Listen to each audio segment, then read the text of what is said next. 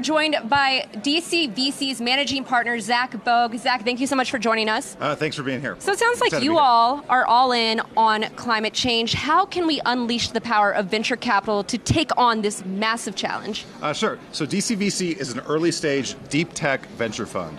And by deep tech, we mean we like to back entrepreneurs who are solving hard, real-world problems computationally. So they're applying computational approaches like machine learning and AI to hard, real-world problems using biology and biotech and other sciences.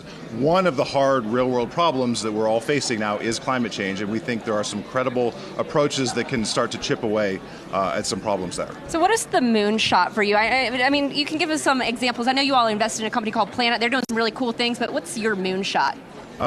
My personal moonshot is I feel that advanced nuclear power is going to be a big part of the solution for creating clean energy or zero carbon energy for the world. You know, what are some of how should an average investor, or how could an average investor invest in deep tech? I looked at some of the companies you hold. I have never heard of some of them. We feel that it's actually fairly difficult to invest in deep tech, and that's kind of what we do, and that's why our investors hire us to invest in these types of companies. You need an understanding of science, business, technology, really a sort of a coupling of all of these. Do you imagine things. some of these companies will go public?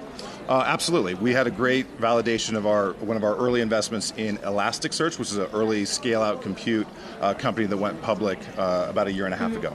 I want to talk more about this idea of just unlocking the potential of venture capital when it comes to climate change, because it sure seems like policy takes too long. So what is the opportunity that you see with VC?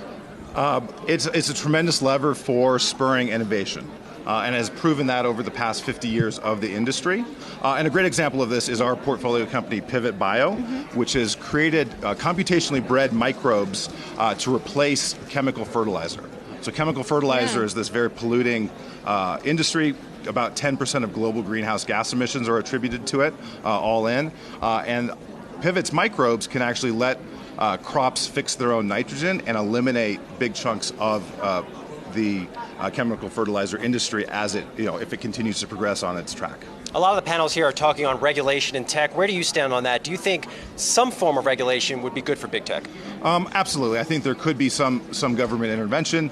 Luckily for us, deep tech does not include consumer internet, which I think is where in the crosshairs right now. So I will leave that to the regulators and the large technology companies to figure that out. Is climate change an infrastructure problem? Absolutely. We've built the wrong infrastructure over the past, couple hundred years of the Industrial Revolution, and we need to build a much cleaner infrastructure in energy, in transportation, in the way we design cities. So absolutely.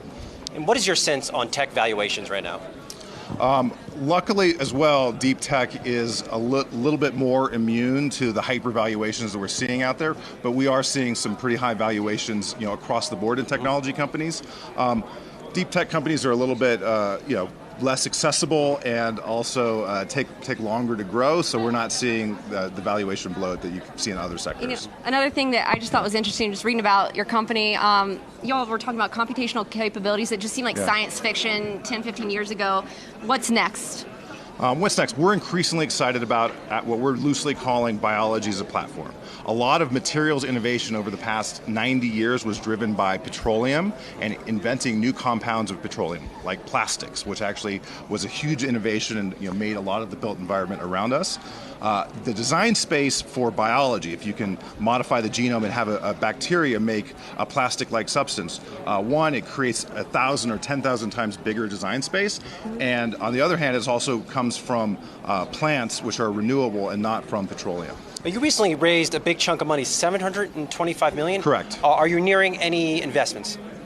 New investments? Absolutely. We've made, I would say, less than 10 investments, but that's a pretty good clip for us out of Fund 5, which is the newest fund. And we're rolling, continuing apace. Well, Zach Bogue, managing partner of DC VC, thank you so much.